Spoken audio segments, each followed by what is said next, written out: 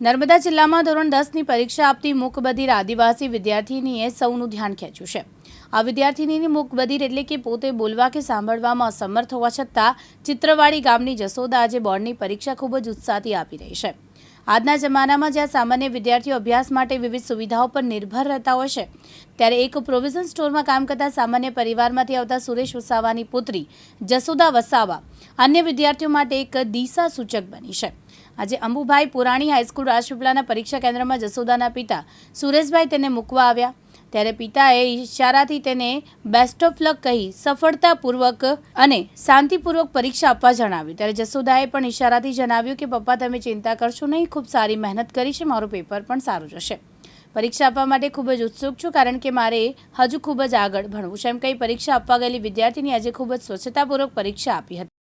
અંબુભાઈ પુરાણી high school રાજપીપળામાં ધોરણ 10નું centre આપેલું છે। તેની અંદર 10 બ્લોક ફાળવેલા છે અને 300 જેટલા વિદ્યાર્થીઓ પરીક્ષા આપે છે।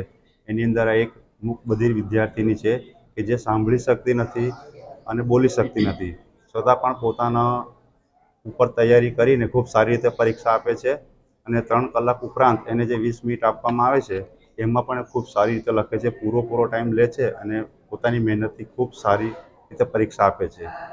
અન્ય વિદ્યાર્થીઓ જે પરીક્ષા આપે છે એ પણ પોતાની તૈયારીથી ખૂબ સારી રીતે પરીક્ષા આપે છે।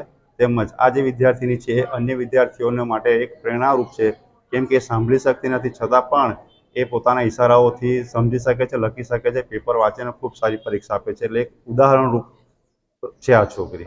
પણ નોર્મલ જ પેપર આપવામાં આવે છે, પણ એમને લખવા માટે એક એક્સ્ટ્રા ટાઈમ આપવામાં આવે છે। જે દિવ્યાંગ વિદ્યાર્થીઓ છે એમને અડધો કલાક વધારે આપવામાં આવે છે, એનો પૂરેપૂરો સમયનો ઉપયોગ કરે છે અને એમને એક અલગથી બ્લોક ફાળવવામાં આવે છે અને અડધો કલાક એમને વધારે આપવામાં આવે છે, જે લોકો ખૂબ સારી રીતે પરીક્ષામાં આપે છે।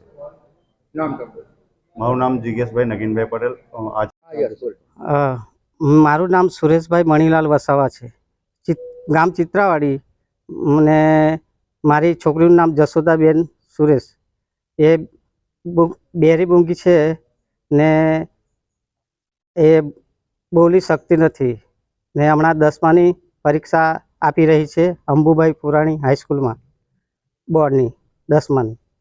ને બીજું કે એ ITI બી કરી શકેલી છે, 7 ક્લાસ બી કરેલું છે ને બોર્ડની પરીક્ષા આપેલી છે સાહેબ।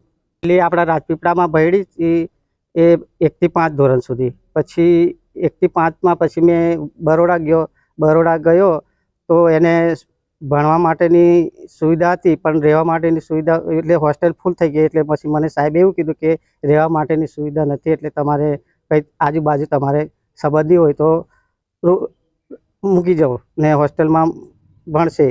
પછી બી સાહેબ મારે અહીં કોઈ ઓળખીતા નથી, એટલે મેં પછી નડિયાદ ગયો। નડિયાદ મને ખબર પડી એટલે નડિયાદ ગયો, એટલે મને તો અહીંયા બધું મળી ગયું સુવિધા।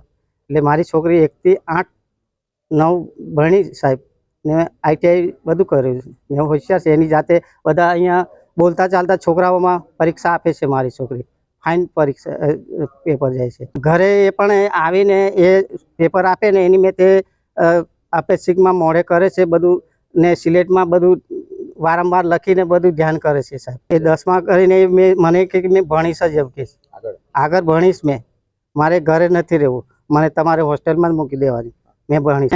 મેં ધોરણ 8 ભણેલો છે સાહેબ, આ જ સ્કૂલમાં ભણેલો છે 1 થી 8 ને મેં કામ કરું છું સાહેબ આઈસ્ક્રીમની દુકાનમાં। છોકરી ભણે છે, મને ગૌરવ છે, આગળ વધી રહી છે સાહેબ, એટલે મને બહુ ગૌરવ છે। મેં મદદ કરું, મેં ભણી, મેં એને કહું કે ભણ તું, મેં પૈસા ગમે તેથી મજૂરી કરીને મેં તને ભણાવીશ ને મારી છોકરી એવું કે મેં ભણીશ જ, મેં આગળ વધી રહીશ। શું નામ તારું? મેં સુરેશભાઈ મણીલાલ વસાવા, ચિત્રાવાડી। નમસ્કાર, હું ડૉક્ટર કિરણ એલ પટેલ, જિલ્લા શિક્ષણાધિકારી નર્મદા। અત્યારે નર્મદા જિલ્લામાં ધોરણ 10 અને ધોરણ 12ની બોર્ડની પરીક્ષા ચાલી રહી છે। ખૂબ જ શાંતિપૂર્ણ વાતાવરણમાં વિદ્યાર્થીઓ પરીક્ષા આપી રહ્યા છે। APH એટલે કે અંબુભાઈ પુરાણી હાઈસ્કૂલની અંદર જ્યારે ધોરણ 10ના વિદ્યાર્થીઓ ફર્સ્ટ પેપર આપવા જઈ રહ્યા હતા, ત્યારે શુભેચ્છા આપવા માટે અમે લોકો ત્યાં હાજર હતા। ત્યાં માલુમ પડ્યું કે એક દીકરી જે કુદરતી રીતે બહેરી અને મૂંગી છે, સાંભળી શકતી નથી, એના કારણે બોલી પણ શકતી નથી, એવી દીકરી પરીક્ષા આપવા આવી હતી। દીકરીનો કોન્ફિડન્સ જોઈને ખૂબ જ આનંદ થયો. દીકરી ફિઝિકલી બધી રીતે ફિટ હતી, ખાલી બોલી અને સાંભળી શકતી નહોતી. ખૂબ જ શાંતિપૂર્વક એના માઇન્ડમાં ખૂબ જ શાંતિ હતી અને ખૂબ સારી તૈયારી સાથે એ પરીક્ષા આપવા આવી રહી હોય એવું લાગતું હતું. દિવ્યાંગ બાળકો માટે ગવર્મેન્ટ નો પાસિંગ રેશિયો બી ઓછો હોય છે અને મને લાગે છે કે દીકરીને એવા કોઈ પાસિંગ રેશિયાની જરૂર બી નહીં પડે. એ ખૂબ સારા માર્ક્સ સાથે ઉત્તીર્ણ થશે. આવા વિદ્યાર્થીઓ માટે મેડમ તંત્ર દ્વારા તૈયારીઓ કેવી? ફિઝિકલી અનફિટ હોય તો આપણે એને ગ્રાઉન્ડ લેવલ પર રાખીએ છીએ અને પ્રથમ માળ કે દ્વિતીય માળ ઉપર રાખતા નથી. બીજું કે ત્યાં જ એક દીકરી હતી જેને બેન્ચીસ ઉપર બેસવામાં અનકમ્ફર્ટેબલ ફીલ થતું હતું, તો આપણે એવી દીકરીને નીચે બેસવાની મંજૂરી આપી હતી. અંધ વિદ્યાર્થી હોય અથવા તો કોઈ લખી શકતું ન હોય તો એવા વિદ્યાર્થીઓ માટે આપણે લૈયાની સુવિધા બી ઉપલબ્ધ કરીએ છીએ. જિલ્લાની વાત કરીએ, જિલ્લામાં પીડબ્લ્યુડીના કેટલા વિદ્યાર્થીઓ? એસએસસીમાં આઈ થિંક 23 વિદ્યાર્થીઓ છે અને એચએસસીમાં 8 વિદ્યાર્થીઓ છે. એમ ટોટલ 31 વિદ્યાર્થીઓ આ રીતે પરીક્ષા આપી રહ્યા છે. બીજા વિદ્યાર્થીઓને શું કહેશો? અમુક બધી દીકરી જે આપી રહી છે પરીક્ષા, બીજા વિદ્યાર્થીઓ માટે એ જ કહીશ કે કોઈ પણ પ્રકારની શારીરિક અક્ષમતા એ આપણી નબળાઈ નથી. આ દીકરીને જોઈને આપણે એ જાણવું જોઈએ કે ખરેખર ભગવાને જે કંઈ આપ્યું છે એનો સદુપયોગ કરી અને ખૂબ સારી કારકિર્દી બનાવી શકીએ છીએ. દીપક જગતાપ સાથે જીતુ રાણા, દિવ્યાંગ ન્યૂઝ, રાજપીપળા, નર્મદા.